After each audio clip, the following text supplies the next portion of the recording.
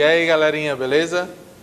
Meu nome é Vander e na nossa aula de hoje a gente vai continuar estudando sobre o conjunto dos números racionais, só que de uma forma mais específica sobre frações, ok? Então é o seguinte, pessoal, como eu mostrei para vocês na aula passada, esse conjunto dos números racionais, ele vai ser dividido em duas partes. A gente vai estudar primeiro a parte relacionada a frações e depois a gente vai estudar um pouco sobre a parte dos números decimais. Professor, já estudei isso lá no sexto ano. Eu sei, você já estudou isso lá no sexto ano. O que é que a gente vai fazer aqui? A gente vai fazer uma pequena revisão, certo? E depois a gente vai colocar em prática aquela partezinha de jogo de sinais. Porque se você lembrar, a partir do sétimo vai aparecer tanto números positivos quanto negativos. Lá no sexto ano, você está acostumado a ver apenas a parte dos números positivos. Então aqui vai entrar esse complicador, certo? Antes da gente complicar, vamos primeiro relembrar alguma coisa em relação a esse tipo de fração, certo? Primeira coisa, eu sei que o número que aparece na parte de cima eu chamo de numerador e o número que aparece na parte de baixo eu chamo de denominador. Até aqui, nenhum problema, né? Pois bem, dependendo do valor desse numerador e desse denominador, eu vou ter tipos de frações diferentes.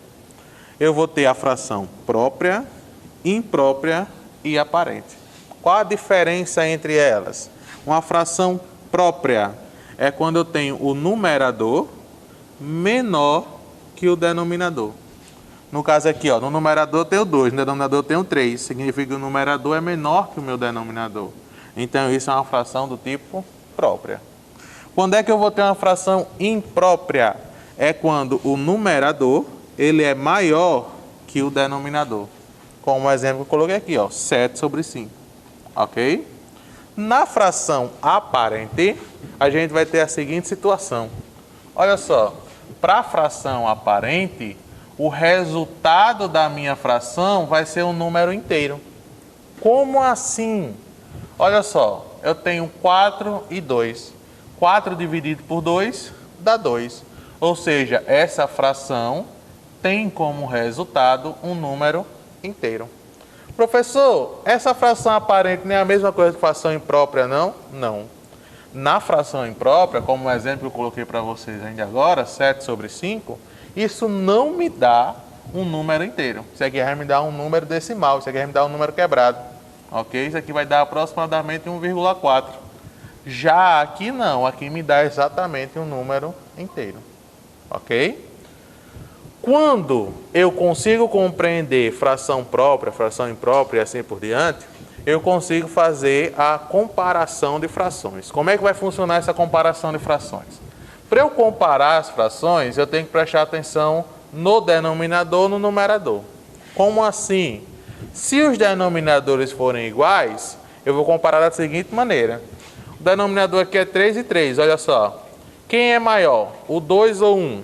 O 2. Consequentemente, 2/3 é maior do que 1/3. Beleza?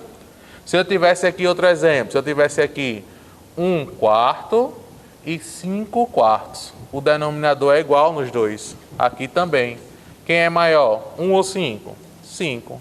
Consequentemente, 5/4 é maior do que 1/4. Beleza? Quando os numeradores são iguais, aí eu já vou comparar de outro jeito. Que outro jeito é esse? Eu tenho aqui 3/7 e 3/5. Como é que isso aqui vai funcionar? Numeradores iguais, olha para o denominador.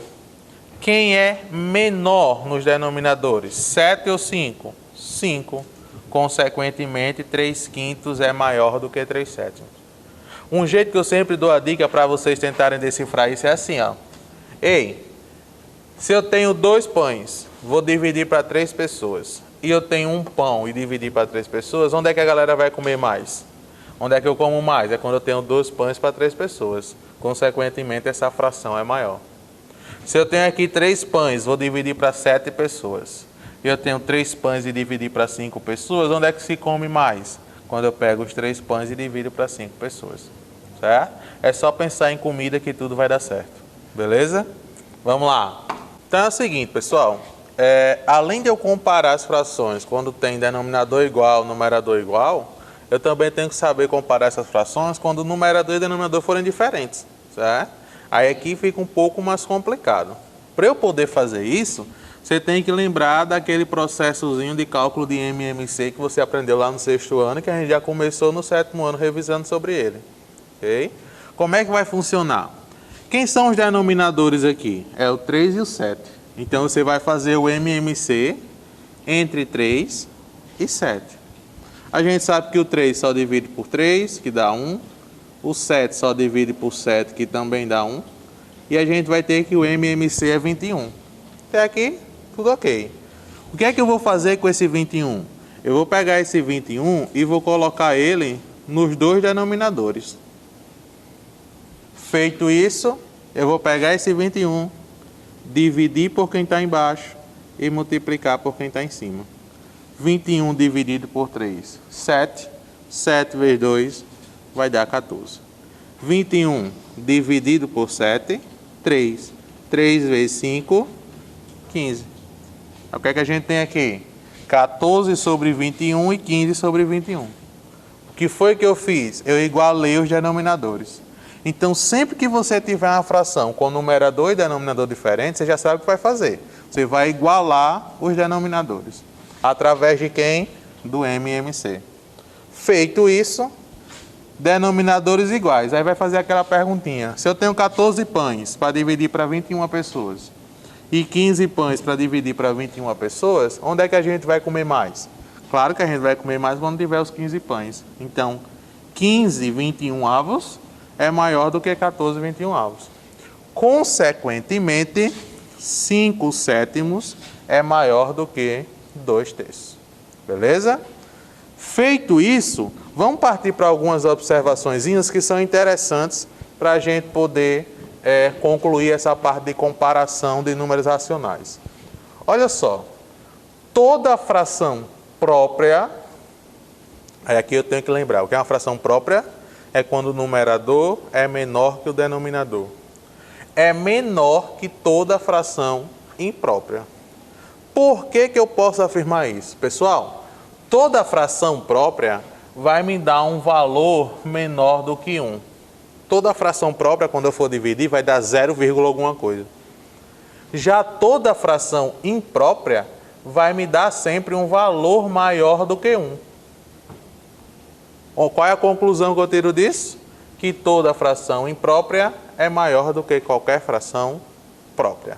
Ok? Toda fração positiva, ela vai ser maior que qualquer fração negativa. Aqui é só a gente lembrar. Se a gente tem uma reta numérica, o 0 está aqui no meio, qualquer número para cá é positivo, qualquer número para cá é negativo.